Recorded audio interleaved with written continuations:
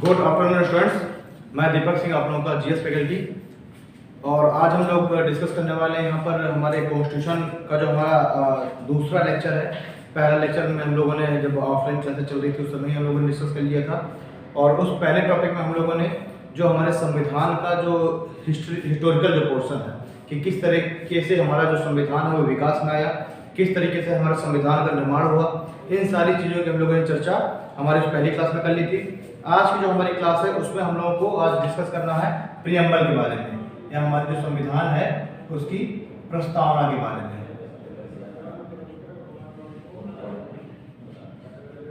तो आज हम लोग को दोस्तों संविधान, हमारी जो संविधान है उसकी प्रस्तावना के बारे में हम लोग को पढ़ना है। तो हम लोग देखते हैं कि जो हमारी जो प्रस्तावना है ये आखिरकार आया कहाँ से। थोड़ा सा हम जो है हिस्ट्री में जाएंगे और देखेंगे आखिरकार ये प्रस्तावना है क्या और ये आया कैसे। तो देखिए, मैंने आप लोगों को बताया हुआ था पहले भी कि जो कैबिनेट मिशन है उसके प्रस्तावों के द्वारा एक संविधान सभा का गठन किया गया। वो संविधान सभा में पहले शुरुआत में 389 मेंबर थे। देश के विभाजन के बाद 299 मेंबर बचे। तो संविधान सभा के उन सभी मेंबर्स ने मिल करके और फिर हमारे एक संविधान का गठन किया। तो इसी क्रम में हम लोग जब देखते हैं कि जब संविधान सभा का जब गठन हुआ तो उसके हम लोगों ने पहली बैठक देखी। संविधान सभा की पहली बैठक 9 दिसंबर 1946 को हुई थी। दूसरी बैठक हम लोगों ने देखा था 11 दिसंबर 1946 को हुई थी। और जो तीसरी बैठक हुई थी वो हुई थी 13 दिसंबर 1946 को। और स्टूडेंट इसी तीसरी बैठक में 13 दिसंबर 1946 को जो तीसरी बैठक हुई थी, इसी बैठक में पंडित जवाहरलाल नेहरू के द्वारा एक उद्देश्य प्रस्ताव पेश किया गया था। इस तीसरी बैठक में संविधान सभा के समक्ष पंडित जवाहरलाल नेहरू के द्वारा एक उद्देश्य प्रस्ताव पेश किया गया था। और इस उद्देश्य प्रस्ताव को 22 जनवरी 1947 को संविधान सभा के जो सदस्य हैं, जो संविधान सभा है उसके द्वारा स्वीकार कर लिया गया था। अब बात आती है कि आखिरकार 13 दिसंबर को पेश हुआ था तो 22 जनवरी को क्यों इसको स्वीकार किया गया? क्योंकि इस इंटरवल में, इस दरमियान संविधान सभा के जो मेंबर थे वो मुस्लिम लीग का भी इंतजार कर रहे थे, क्योंकि मुस्लिम लीग ने पहली बैठक का बहिष्कार कर दिया था। तो एक मनाने का दौर चल रहा था उस समय कि मुस्लिम लीग को भी शामिल किया जाए संविधान सभा के अंतर्गत। लेकिन फाइनली जब मुस्लिम लीग शामिल नहीं होती है तो फिर 22 जनवरी 1947 को संविधान सभा के द्वारा इस जो उद्देश्य प्रस्ताव है इसको स्वीकार कर लिया गया। अब ये उद्देश्य प्रस्ताव है क्या, इसके बारे में हम लोग चर्चा करें। तो देखिए, जो एक उद्देश्य प्रस्ताव है ये सिंपल सी लैंग्वेज में अगर हम देखें तो इस उद्देश्य प्रस्ताव में वो चीजें डिफाइंड थी, उन पॉइंट्स को शामिल किया गया था जिनके आधार पर हमारे इस संविधान का निर्माण किया जाना था। यानी जो संविधान सभा है वो जिन चीजों को शामिल करके, जिन मुद्दों को शामिल करके, जिन आधारों पर जो संविधान सभा के द्वारा संविधान का निर्माण किया जाना था तो वो करें। उसके लिए क्या था? एक उद्देश्य प्रस्ताव। मतलब कि क्या है? एक मोटिव था कि किस उद्देश्य के साथ इस संविधान सभा का गठन हुआ है और किन उद्देश्यों के साथ संविधान सभा हमारे उस संविधान का निर्माण करेगी। तो ये सारी चीजें क्या है? ये क्या हो गया? ये उद्देश्य प्रस्ताव के अंतर्गत थी। ठीक है, तो सीरीज में अगर हमने क्या सीख लिया, क्या समझा कि जो पंडित जवाहरलाल नेहरू हैं उन्होंने एक ऐसा प्रस्ताव पेश किया था, उसमें ये पॉइंट्स डाले गए थे कि इन आधारों पर, इन तर्कों पर हम क्या करेंगे? हम अपने देश का एक संविधान का निर्माण करेंगे।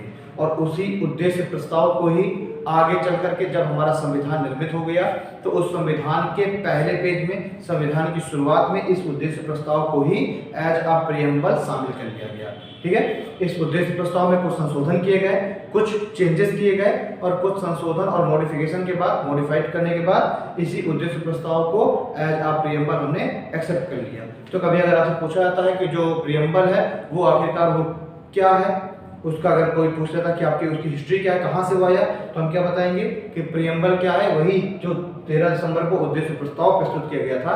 तो प्रीएम्बल वही उद्देश्य प्रस्ताव ही है जो कि क्या है? मॉडिफाइड रूप में आज हमको दिखाई देता है। चलिए, अब हम कुछ फैक्चुअल चीजें देख लेते हैं प्रस्तावना के बारे में। तो देखिए, इस हमारा जो प्रस्तावना है इसको जो है ठाकुरदास भार्गव के द्वारा, एक व्यक्ति थे ठाकुरदास भार्गव, इन ठाकुरदास भार्गव के द्वारा प्रस्तावना को संविधान की कुंजी कहा गया है।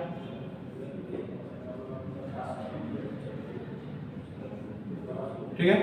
ठाकुरदास भार्गव के द्वारा प्रियम्बल को जो प्रस्तावना है इसको संविधान की कुंजी कहा गया है। और एक और अन्य व्यक्ति हैं जिनका नाम है N.K.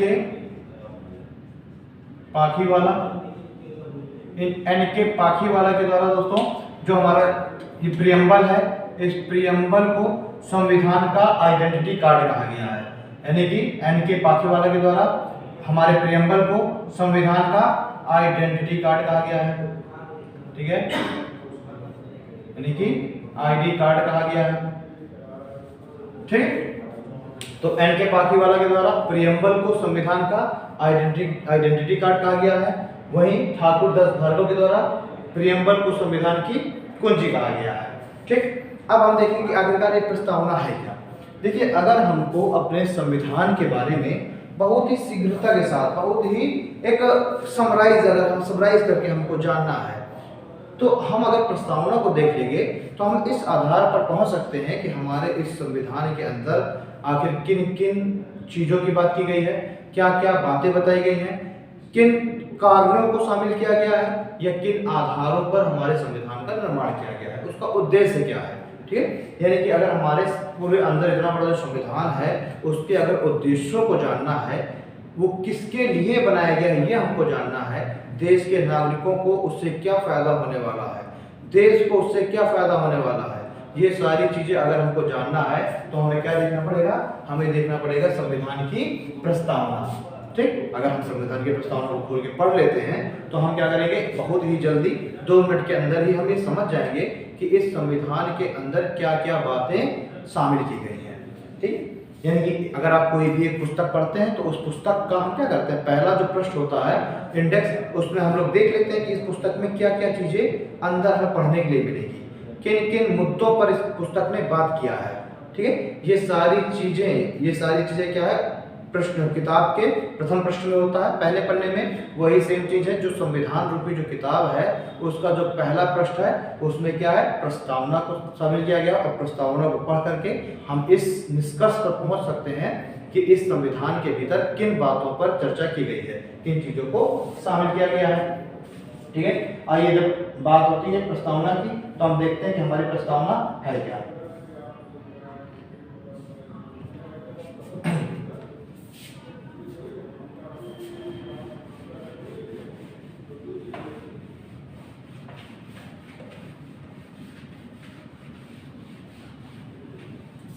हम लोग चर्चा करते हैं कि हमारे इस प्रस्तावना के अंतर्गत क्या क्या बातें बताई गई हैं, क्या क्या जो है अधिकार व्यक्तियों को मिले हैं, क्या क्या चीजें देश के बारे में बताई गई, तो उन सब चीजों की हम एक एक करके क्रमशः चर्चा करेंगे।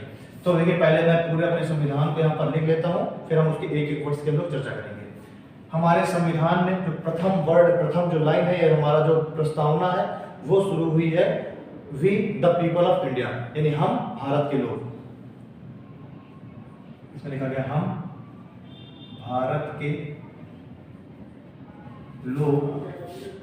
ठीक है, भारत को एक संपूर्ण प्रभुत्व संपन्न, हम भारत के लोग भारत के संपूर्ण प्रभुत्व संपन्न समाजवादी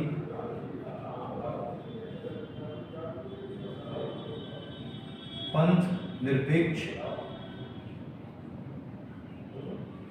हम भारत के लोग भारत को एक संपूर्ण प्रभुत्व संपन्न समाजवादी पंथ निरपेक्ष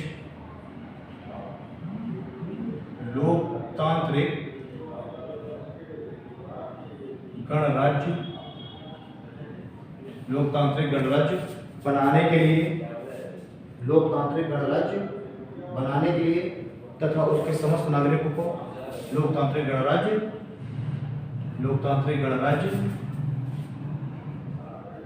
बनाने के लिए तथा उसके समस्त नागरिकों को, मतलब कि इस इत्मीनान में क्या बात हो गई, पहले भारत के लिए बात हो रही है कि यानी हम, यानी भारत के जो लोग हैं, संविधान सभा के जो सदस्य हैं, वो बात हो रही है कि वो उन्होंने कहा कि इस संविधान में सबसे पहले कहा गया है कि भारत को एक संपूर्ण प्रभुत्व संपन्न समाजवादी पंथनिरपेक्ष तथा लोकतांत्रिक गणराज्य बनाने की बात की गई है भारत के लिए, यानी भारत को ये शक्तियां प्रदान की गई हैं।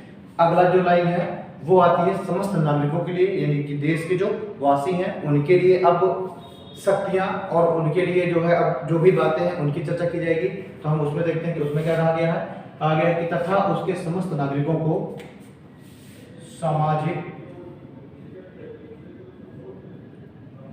आर्थिक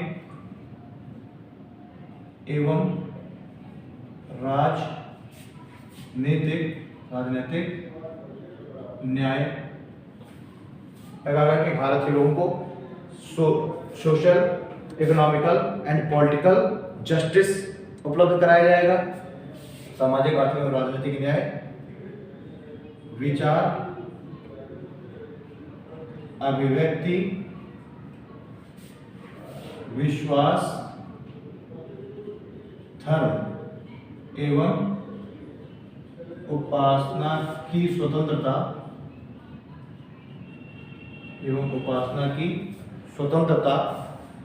तथा क्या क्या हो गया, न्याय 3 तरीके का, सामाजिक, आर्थिक और राजनीतिक न्याय, स्वतंत्रता 5 तरीके की, विचार, अभिव्यक्ति, विश्वास, धर्म, उपासना की स्वतंत्रता तथा प्रतिष्ठा एवं अवसर, अपॉर्चुनिटी, ठीक है, प्रतिष्ठा एवं अवसर की समानता, प्रतिष्ठा तथा अवसर की समानता प्राप्त कराने के लिए, प्रतिष्ठा तथा अवसर की समानता, प्रतिष्ठा एवं अवसर की समानता प्राप्त कराने के लिए, प्रतिष्ठा एवं अवसर की समानता प्राप्त कराने के लिए तथा उन सब में प्रतिष्ठा एवं अवसर की समानता प्राप्त कराने के लिए तथा उन सब में मतलब भारत के जो नागरिक हैं, प्रतिष्ठा अवसर की समानता प्राप्त कराने के लिए तथा उन सब देश के समस्त नागरिकों में तथा उन सब में व्यक्ति की गरिमा तथा राष्ट्र की एकता एवं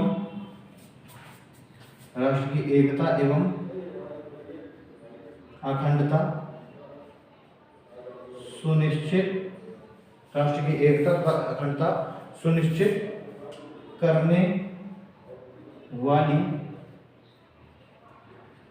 बंधुता बढ़ाने के लिए, राष्ट्र की एकता एवं अखंडता सुनिश्चित करने वाली बंधुता बढ़ाने के लिए, ठीक, क्या कहा गया है, तथा उन सब में राष्ट्र के जो नागरिक है उन सब की जो है नागरिक की गरिमा तथा राष्ट्र की जो एकता है, यूनिटी है, अखंडता है, ठीक है ना, इन सब को बढ़ाने के लिए क्या है, अखंडता को सुनिश्चित करने के लिए, बंधुता बढ़ाने के लिए, यानी कि देश के जो नागरिक हैं उनमें भाईचारा बढ़ाने के लिए। अगली लाइन कह रहा है बढ़ाने के लिए दृढ़ संकल्प होकर ठीक, क्या कर रहा है, दृढ़ संकल्प होकर अपनी इस संविधान सभा में, दृढ़ संकल्प होकर अपनी इस संविधान सभा में दिनांक 26 नवंबर 1949 को दृढ़ संकल्पित होकर अपनी इस संविधान सभा में आज दिनांक 26 नवंबर 1949 को अपनी इस संविधान सभा में दिनांक 26 नवंबर 1949 को, ठीक है, एकत्रित होकर अपने संविधान को, मतलब दिनांक 26 नवंबर को एकत्रित होकर अपने संविधान को अंगीकृत,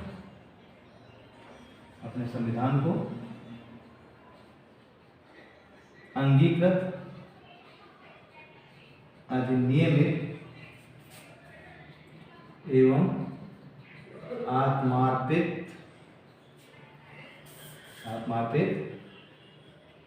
करते हैं। ठीक, देखिए हमारा ये क्या है, ये पूरी प्रियम्बल है, ये पूरी प्रियम्बल की चर्चा है।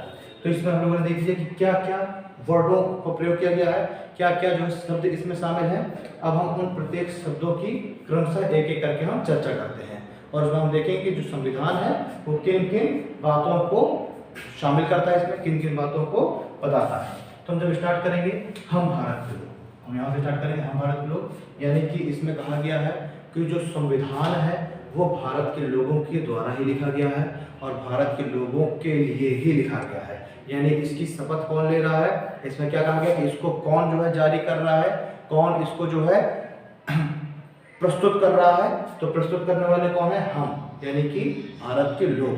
तो इसमें जो है क्या आ गया, यानी संपूर्ण जो पावर है, अंतिम जो शक्ति है वो किसके हाथ में बताई गई है, संविधान की, यानी हम, यानी कि भारत के लोगों के हाथ में, क्योंकि वही जो है उस संविधान को क्या कर रहे हैं, बना रहे हैं, उस संविधान को क्या कर रहे हैं, प्रस्तुत कर रहे हैं। और किसके लिए बना रहे हैं, भारत के लोगों के द्वारा। कौन बना रहा है, भारत के लोग।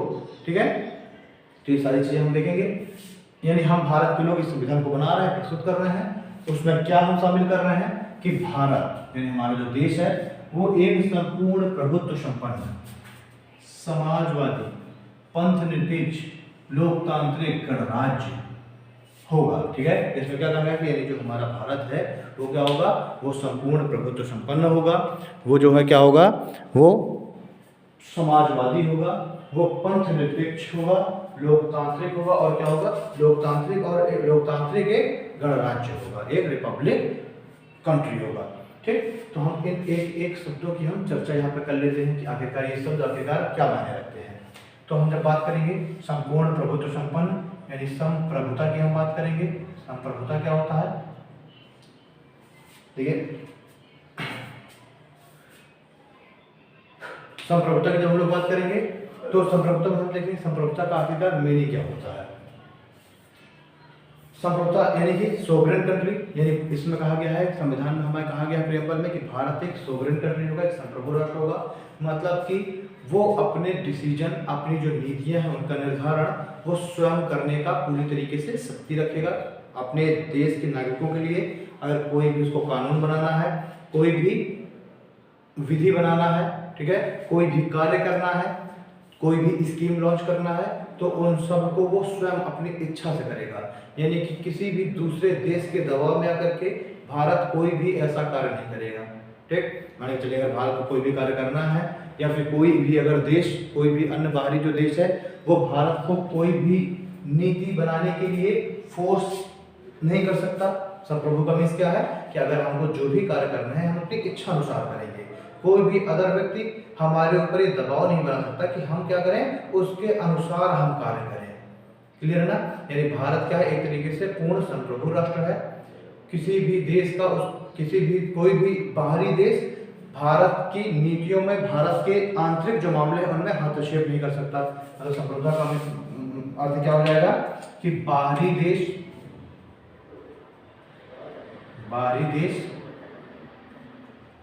भारत के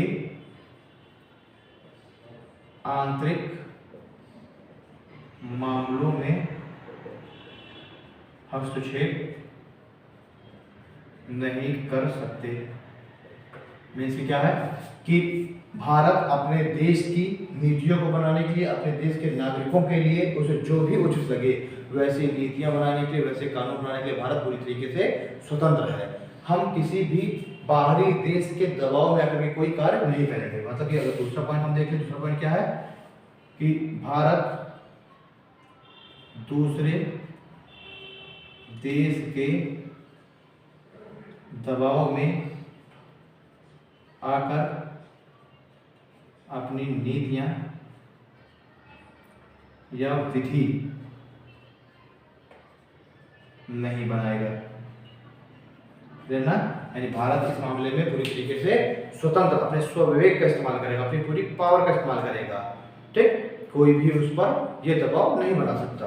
ठीक, चलिए अब इसमें हम कुछ अपवाद स्वरूप भी देखते हैं। जैसे हम देखते हैं बहुत जगह हमने पढ़ा कि अगर मतलब हमेशा जो WTO है ये गीदड़ होकर देता रहता है सभी देशों को, या फिर देश भारत को भी कि हम आपके ऊपर क्या करेंगे, हम आपके ऊपर ट्रेड जो है रिस्ट्रिक्शन लगा देंगे, ठीक है ना, ट्रेड बैरियर लगा देंगे। इसका मतलब क्या है भाई, इस तरीके तो जो है एक तरीके से बिल्कुल भारत की संप्रभुता का हनन हो गया दूसरे अर्थों में अगर हम देखें। पर नहीं, यहाँ पे ये कुछ अपवाद केस है।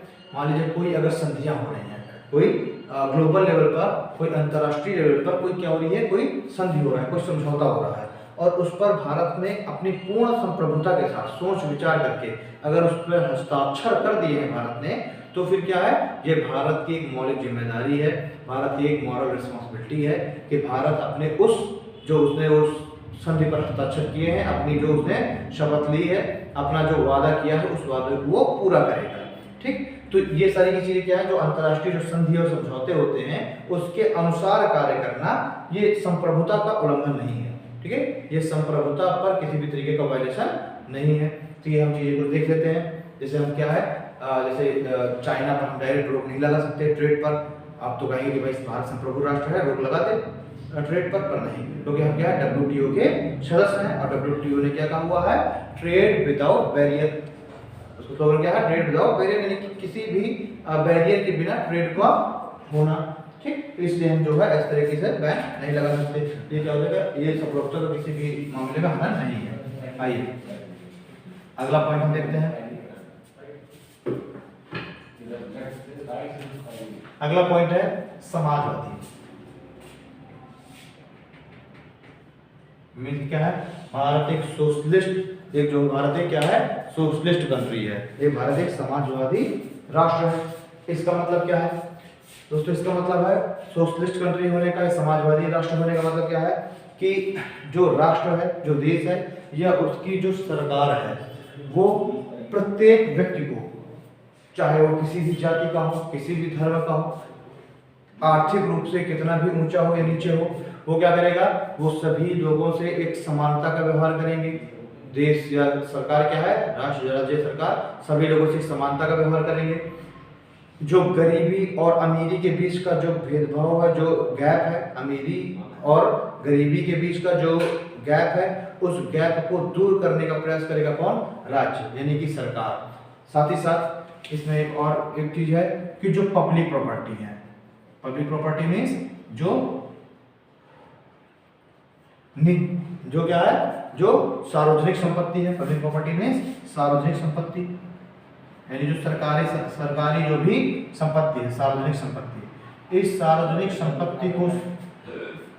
संपत्ति पर देश के प्रत्येक व्यक्ति का बराबर का अधिकार होगा, यानी सार्वजनिक संपत्ति के उपभोग पर किसी भी आधार पर भेदभाव नहीं किया जाता कि इस जो केवल इस संपत्ति का या इस पार्क का इस्तेमाल सिर्फ पैसे वाले ही करेंगे, या इस पार्क का इस्तेमाल सिर्फ एक स्पेसिफिक कोई धर्म के लोग करेंगे या स्पेशल जाति के लोग करेंगे, तो ऐसा नहीं है।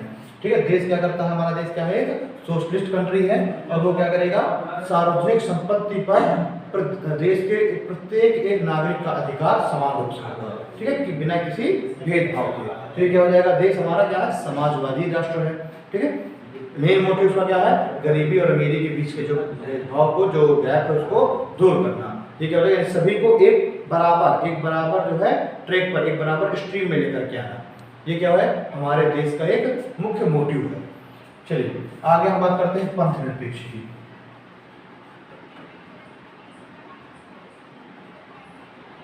पंथ निरपेक्ष क्या है, समाजवादी राष्ट्र, पंथ निरपेक्ष राष्ट्र। पंथ निरपेक्ष राष्ट्र का मतलब होता है कि किसी उस राष्ट्र, जो भी अगर राष्ट्र पंथ निरपेक्ष होगा, मान लीजिए भारत हमारा पंथ निरपेक्ष राष्ट्र है, तो पंथ निरपेक्ष का मतलब क्या होता है कि भारत का कोई भी धर्म नहीं है, भारत किसी भी धर्म को आश्रय नहीं देता, मतलब मानता नहीं है। अगर हम बात करें भारत का कोई राजकीय धर्म है क्या, नहीं। जबकि अगर मुस्लिम की पाकिस्तान की हम बात करते हैं, तो पाकिस्तान का बंटवारा ही इसी आधार पर हुआ था कि पाकिस्तान एक मुस्लिम राष्ट्र हुआ। लेकिन अगर हम भारत के केस में देखते हैं, तो भारत किसी भी धर्म, भारत जो है ना वो हिंदू राष्ट्र है, ना मुस्लिम राष्ट्र है, ना किसी अन्य धर्म का राष्ट्र है। मतलब भारत किसी भी एक धर्म को नहीं मानता कि सिर्फ एक ही धर्म को फॉलो करे। ठीक, यानी भारत का कोई राजकीय धर्म नहीं होगा। ठीक है, भारत का कोई भी एक राजकीय धर्म नहीं होगा। दूसरा पॉइंट क्या है कि भारत सभी धर्मों का समान रूप से संरक्षण करेगा। भारत क्या है, सभी जो धर्म है उनका समान रूप से आदर एवं समान रूप से संरक्षण करेगा। ये अगला पॉइंट है, समान रूप से आदर एवं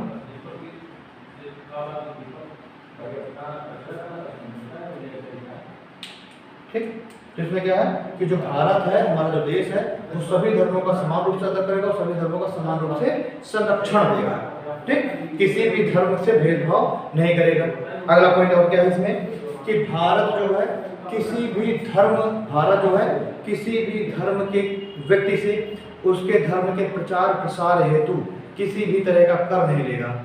ठीक, यानी कि हमारी जो धार्मिक स्वतंत्रता मिली हुई हमें संविधान में हमारे धर्म को का प्रचार प्रसार करने की, तो ये स्वतंत्रता देश के प्रत्येक नागरिक को मिली है और देश इस आधार पर, राज्य इस आधार पर किसी भी तरीके का कर आरोपित नहीं करेगा देश की किसी भी जनता से। ठीक है, तो हमने ये देख लिया इस चीज कि देश जो है किसी भी तरीके का धार्मिक कर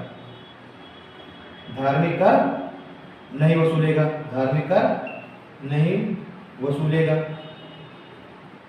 क्लियर है ना, यानी धर्म के प्रचार प्रसार है तो किसी भी तरीके का नहीं लेगा। तो ये हो गया, ये क्या हो गया, पंथ निरपेक्ष राष्ट्र, यानी किसी भी एक धर्म को ना मान करके सभी धर्मों को समान रूप से मानना, ये क्या हो जाता है, पंथ निरपेक्षता। ठीक, आगे हम लोग बात करते हैं लोकतांत्रिक। लोकतांत्रिक मीनिंग क्या होता है, लोकतांत्रिक मीन्स डेमोक्रेसी। लोकतंत्र मीन्स क्या होता है, डेमोक्रेसी, और लोकतांत्रिक मीन्स डेमोक्रेटिक कंट्री। ठीक है, लोकतांत्रिक देश का मतलब democratic country, democracy. Democracy means क्या होता है, रूल बाय मेजॉरिटी, यानी कि बहुमत का शासन। इसका मतलब क्या हुआ, मतलब कोई भी देश अगर लोकतांत्रिक होगा या किसी भी देश को अगर लोकतांत्रिक उसको बनना है तो उसको क्या करना पड़ेगा, उसको जो है जो प्रतिनिधि हैं जो सरकार का गठन करें, उन प्रतिनिधियों का चुनाव निर्वाचन के द्वारा होना चाहिए। उन प्रतिनिधियों का होना चाहिए, निर्वाचन होना चाहिए, और उनका निर्वाचन कौन करेगा, देश की जनता करेगी। ठीक है, तो अब देश की जनता क्या कर रही है, उसने निर्वाचन में भाग लिया और कुछ प्रतिनिधियों को अपनी तरफ से निर्वाचित कर लिया और उनको पार्लियामेंट में भेजा, और पार्लियामेंट में भेज करके उनसे क्या कहा गया कि आप एक सरकार बनाइए, और सरकार को बना करके और वो सरकार क्या करेगी, देश का प्रशासन करेगी, एडमिनिस्ट्रेशन करेगी, विधियों को बनाएगी। ठीक है, यानी देश को चलाएगी। तो ये क्या है, ये डेमोक्रेसी। सीधी सी बात है, इस समय अगर हम वर्तमान में देखते हैं तो बीजेपी जो पार्टी है वो क्या है, बीजेपी बहुमत में है, यानी लोगों ने चुन करके, यानी जब कोई भी, जब जो है भारत की जो जनता है, देश की जनता किसी एक पार्टी को चुने और उसको बहुमत प्रदान करे, और फिर वो जो पार्टी है वो अपने में से ही किसी एक नेता को अपना क्या नियुक्त कर दे, अपना प्रधान नियुक्त कर ले। ठीक है, वो पार्टी क्या करे, अपने बीच से किसी व्यक्ति को अपना लीडर नियुक्त कर दे और उसको बना दिया जाए कौन, प्रधानमंत्री, और फिर इस तरीके से सरकार का गठन हो जाए। तो ये क्या हो जाता है, ये हो जाता है लोकतांत्रिक देश या लोकतंत्र। इसी को क्या कहते हैं हम, लोकतंत्र, जहाँ पे जो है जनता का शासन हो। हम लोग एक जो है कोटेशन देखते हैं, लोकतंत्र मीन्स क्या होता है, जनता का, जनता के द्वारा जनता के लिए शासन। ये क्या होता है, लोकतंत्र, यानी कि डेमोक्रेसी। तो हमारे भारत ने यही बात की है कि हमारे भारत में किसी भी एक समूह का, किसी भी व्यक्ति विशेष का शासन नहीं होगा। हमारे देश में जनता का शासन होगा, जनता के द्वारा होगा और जनता के लिए होगा। तो इसीलिए क्या कहा गया है कि भारत हमारा एक लोकतांत्रिक राष्ट्र होगा।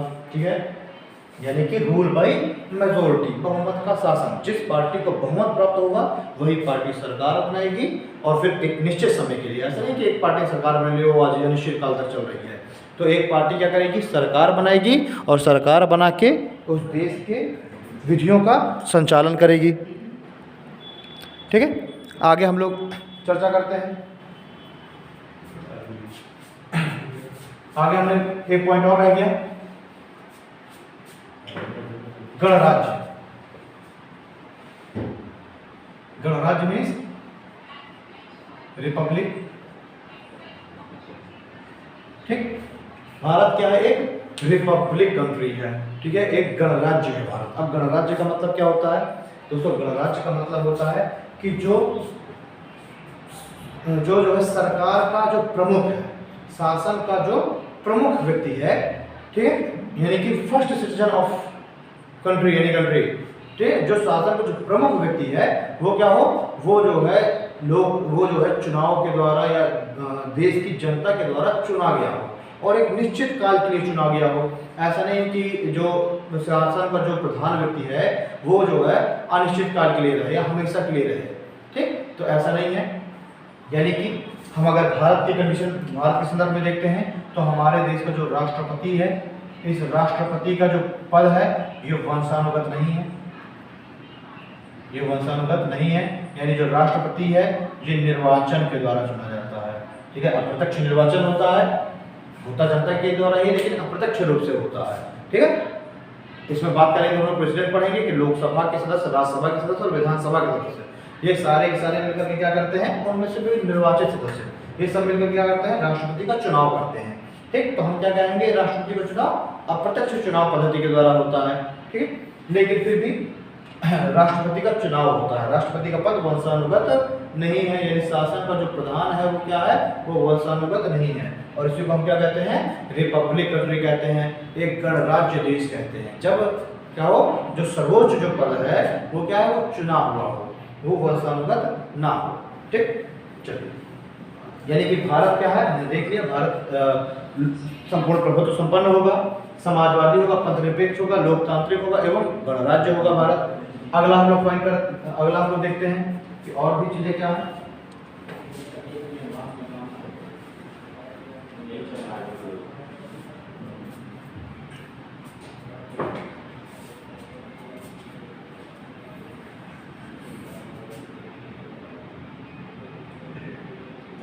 चल रहा है।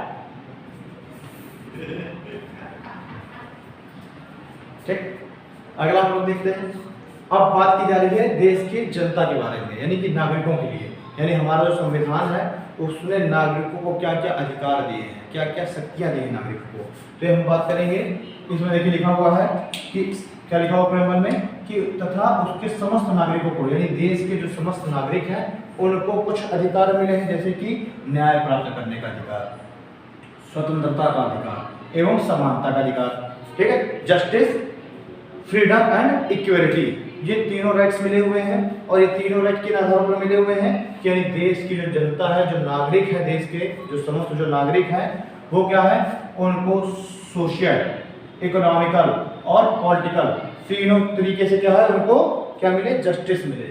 यानी कि देश की जो जनता है उसको उस पर सामाजिक आधार पर किसी भी तरीके का भेदभाव ना हो, आर्थिक आधार पर उसके साथ भेदभाव ना हो और राजनीतिक आधार पर कोई भी तरीके का भेदभाव ना हो। और अगर भेदभाव होता है, कोई उनके साथ जो है कोई समस्या हो रही है, तो उनको क्या होगा, उनको राष्ट्र का ये कर्तव्य होगा कि राष्ट्र उनको न्याय, उनको जस्टिस प्रदान करे। ठीक, यानी कि ये सभी चीजें देश के प्रत्येक नागरिक को व्यक्ति विशेष के भी विरुद्ध प्राप्त होती हैं और राज्य के भी विरुद्ध प्राप्त होती हैं। क्लियर?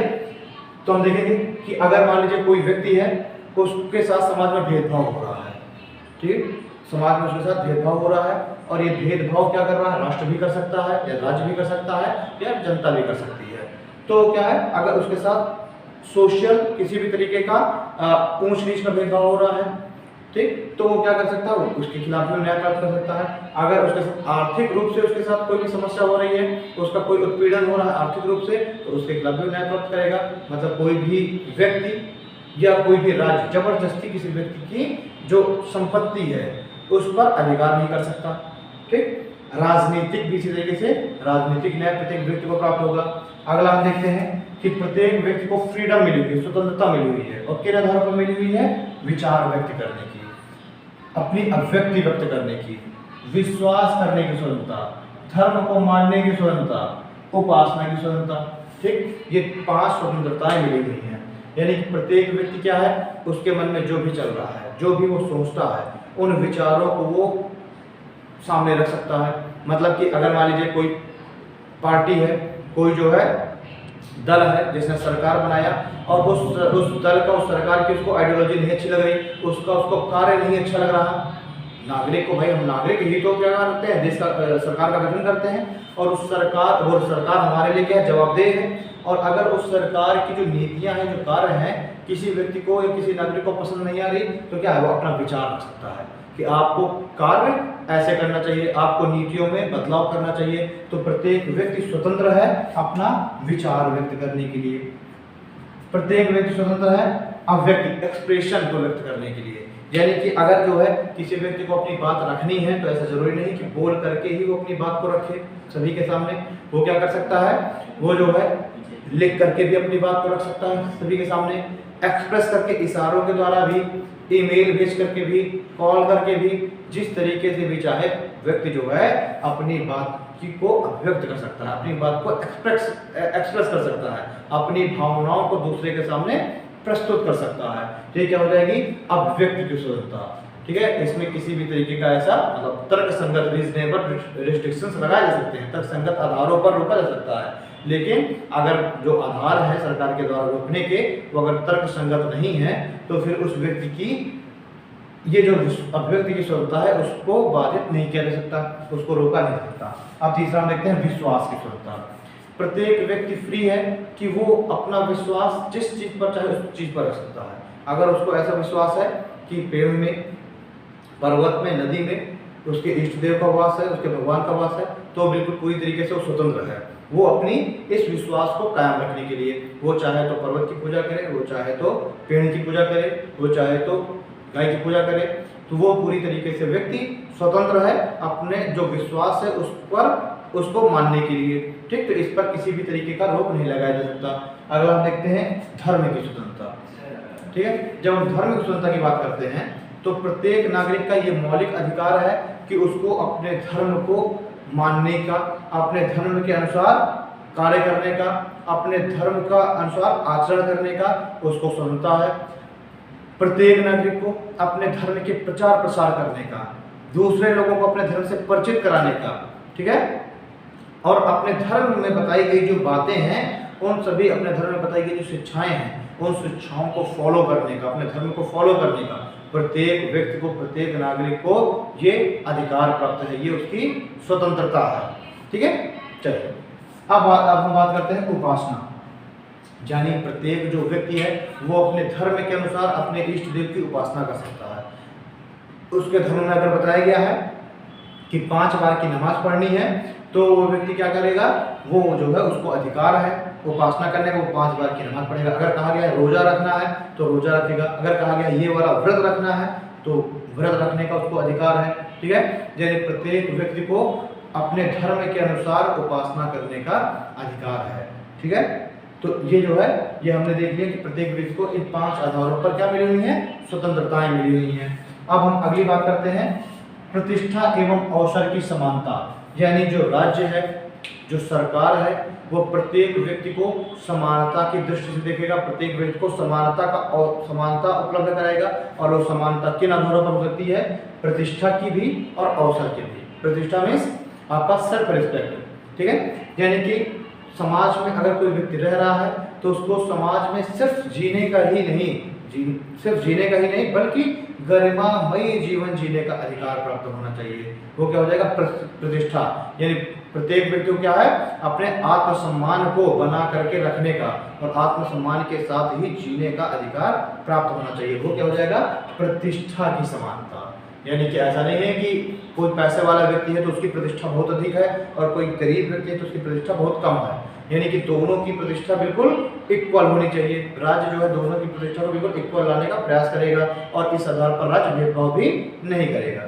अगला देखते हैं हम अवसर की समानता। यानी कि अगर लोक नियोजन का कोई विषय है, यानी कि अगर जो है सरकारी नौकरी का अगर मुद्दा है तो सरकारी नौकरी में प्रत्येक व्यक्ति को उस सरकारी नौकरी को प्राप्त करने का, लोक नियोजन में अपने आप को नियोजित कराने का प्रत्येक व्यक्ति को समान अधिकार है। और जो राज्य है वो ना तो जन्म, ना तो जाति, ना तो धर्म, ना ही लिंग, ना ही जन्म स्थान, ठीक है, ना ही उसके मूल वंश, इन किन्हीं भी आधारों पर राज्य समाज के या देश के किसी भी नागरिक के साथ भेदभाव नहीं कर सकता।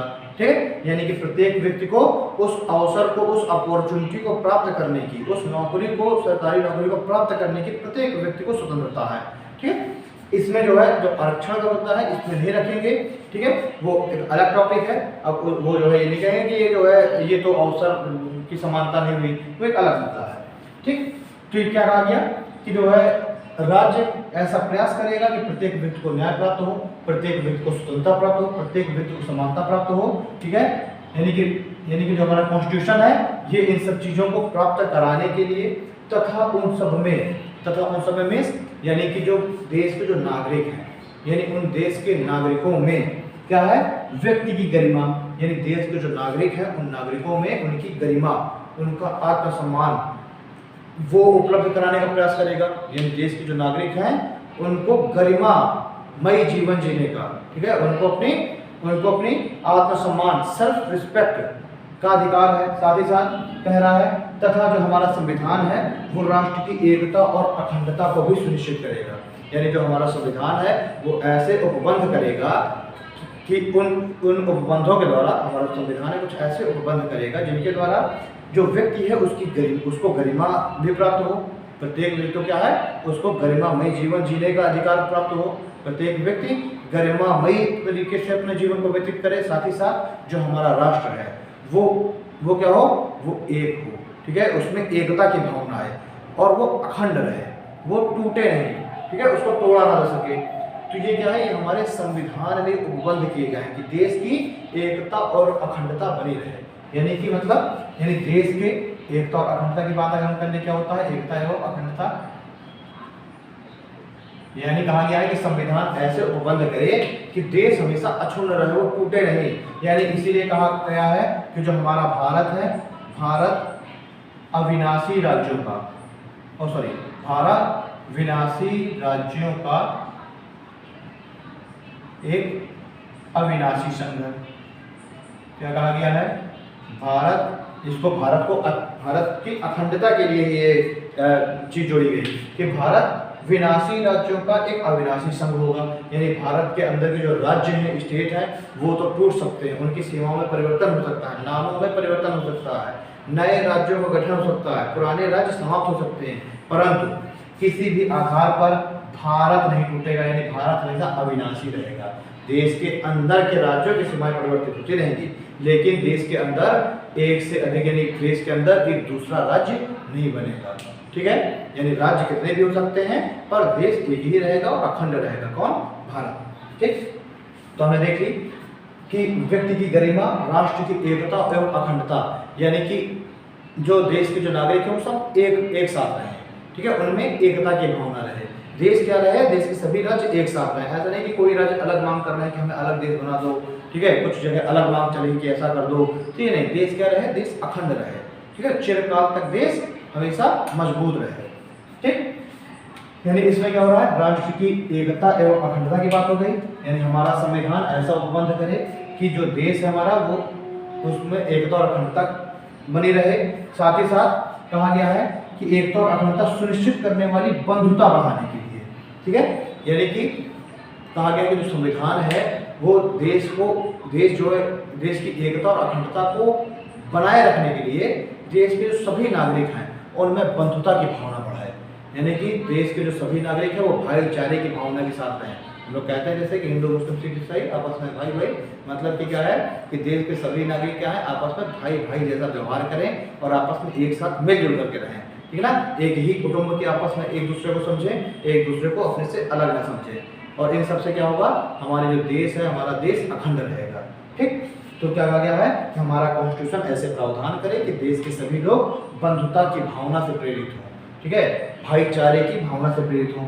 ये कह दिया गया कि हमारे समझ में ये सब बातें हैं। अब आगे हम देखते हैं अगली लाइन, इसमें लिखा हुआ है कि दृढ़ संकल्प होकर, यानी बंधुता की भावना बढ़ाने के लिए संविधान क्या करेगा, ये सब चीजें प्राप्त कराएगा।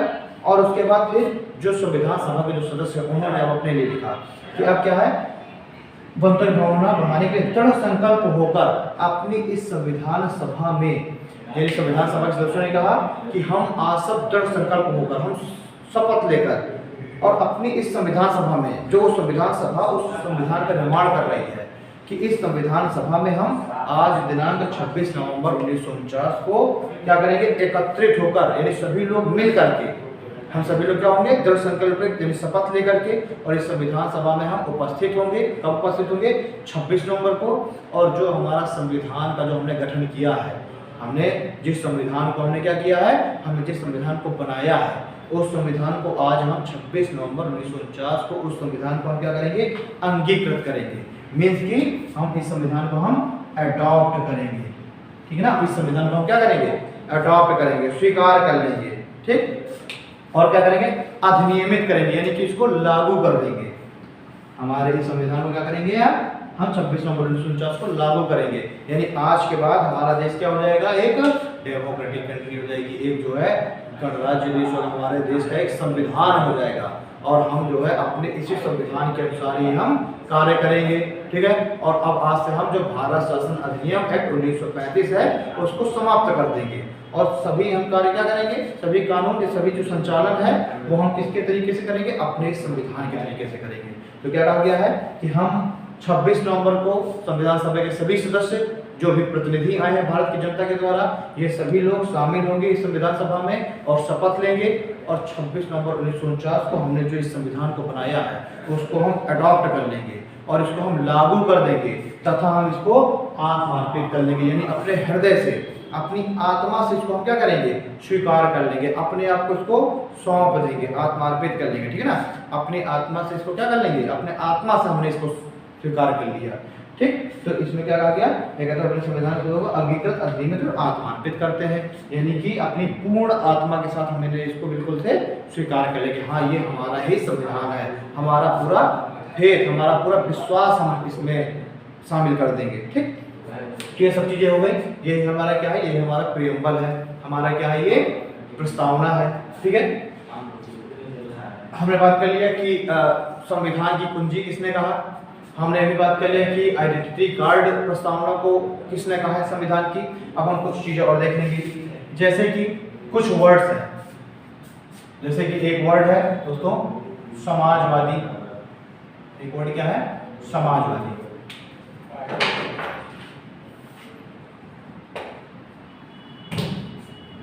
एक वर्ड है जैसे समाजवादी, एक वर्ड है पंथ निरपेक्ष, ठीक है, एक वर्ड है अखंडता। तो ये जो तीन वर्ड है, समाजवादी, सोशलिस्ट, पंथ निरपेक्ष, ठीक है, और अखंडता, ये जो तीन वर्ड है ये हमारा जो मूल संविधान था, जो कि हमने 26 नवंबर 1949 को या 26 जनवरी 1950 को जिस संविधान को हमने लागू किया था, जिस संविधान को हमने बनाया था, उस संविधान में ये तीन शब्द शामिल नहीं थे, ना ही समाजवादी, ना ही पंथ निरपेक्ष एवं ना ही अखंडता। इन तीनों ही शब्दों को हमने 42वें संविधान संशोधन जो 42nd जो कॉन्स्टिट्यूशनल अमेंडमेंट हुआ था 1976 का, 1976 का, इस 42वें संविधान संशोधन 1976 के द्वारा हमने क्या किया, इस संविधान को हमने वो किया था।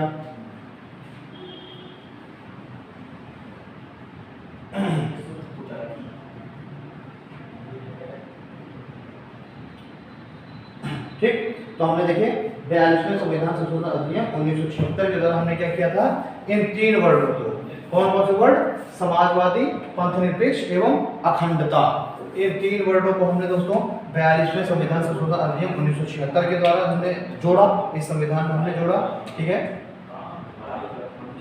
42वें संविधान संशोधन अधिनियम 1976 के द्वारा हमने कौन कौन से वर्ड, समाजवादी,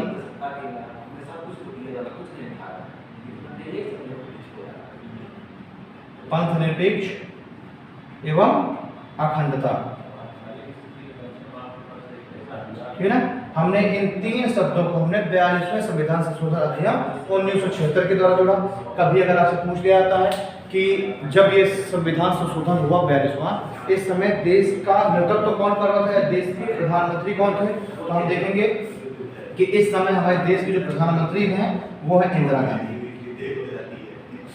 कौन है, इंदिरा गांधी हैं। इस समय देखिए, इस समय आपातकाल इमरजेंसी लगी हुई थी देश में, और उस आपातकाल के दौरान ही इंदिरा गांधी जी ने, जो हमारे देश की प्रधानमंत्री थी, महिला प्रधानमंत्री, इन्होंने क्या किया, इन 3 वर्डों को हमारे संविधान में संशोधन करके और जोड़ दिया। कभी अगर आपसे पूछ लिया जाता है कि जो 42वां संविधान संशोधन हुआ 1976 में, तो इस ये जो संशोधन हुआ वो किसकी अनुशंसा पर हुआ, किस समिति की सिफारिश पर, किस समिति के एडवाइस पर किया गया ये, तो हमें ये भी देख लेना है। बहुत ही इंपॉर्टेंट यहाँ से क्वेश्चन बनता है कि जो हमारा ये 42वां संविधान संशोधन हुआ, ये सरदार स्वर्ण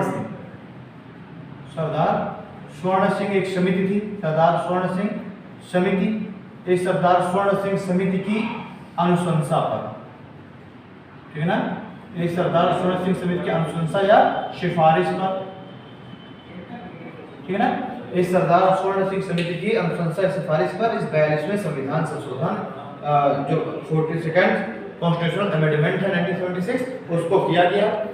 एक आपसे और क्वेश्चन पूछ लिया जाता है कि मिनी संविधान किसको कहा जाता है, आपसे क्वेश्चन बड़ा आराम से पूछ लेगा, अच्छा क्वेश्चन है कि मिनी संविधान, ठीक, मिनी कॉन्स्टिट्यूशन, मिनी कॉन्स्टिट्यूशन किसको बोलते हैं, तो हम देखेंगे कि जो मिनी कॉन्स्टिट्यूशन है ये इसी 42वां जो संविधान संशोधन है, इस 42वें संविधान संशोधन 1976, इसको ही दोस्तों मिनी कॉन्स्टिट्यूशन बोला जाता है, ठीक है। तो ये देखिए, ये कुछ चीजें थी, ये काफी इंपॉर्टेंट है। यहाँ से हमारा प्रेमबल पूरी तरीके से समाप्त होता है। मैंने एक वर्ड की मैंने चर्चा कर ली, कौन कौन से वर्ड शामिल हुए हैं, हमने ये चर्चा कर ली कि इसकी हिस्ट्री क्या थी, कहाँ से ये जो प्रस्तावना हो कहाँ से आई है, उद्देश्य प्रस्ताव के द्वारा आई है, ठीक है। उद्देश्य प्रस्ताव कब जो है स्वीकार किया गया, साथ हमने एक वर्ड के बारे में हमने देखो डिटेल से हमने पढ़ लिया, साथ ही साथ हमने देख लिया कब ये लागू किया गया, ये भी हमने देख लिया कि किस समिति की सिफारिश पर 42वां संविधान संशोधन हुआ और 42वें संविधान संशोधन के द्वारा किन किन नए वर्डों को हमारे संविधान में जगह दी गई, किन किन वर्डों को हमारे संविधान में बाद में जोड़ा गया। हमने ये भी देखा कि मिनी कॉन्स्टिट्यूशन भी बोलते हैं हम 42वें संविधान संशोधन को, ठीक है। तो ये देखिए दोस्तों कुछ इंपॉर्टेंट चीजें थी, फैक्चुअल चीजें भी हमने देख ली। हमारे प्रस्तावना के बारे में हमने देख लिया कि कुंजी किसे, जो संविधान की कुंजी किसने कहा, ठीक है, संविधान की कुंजी किसे कहते हैं, प्रियम्बल को। संविधान का आइडेंटिटी कार्ड किसे कहते हैं, प्रियम्बल को, और वो किसने बोला है ये भी हमने चर्चा कर ली है, ठीक है। तो आज का टॉपिक हम लोग यहीं तक रखते हैं। धन्यवाद। कल के टॉपिक में हम लोग जो अगला टॉपिक होगा उसमें हम लोग इस प्रियम्बल के आगे की चीजें पढ़ेंगे, ठीक। Thank you.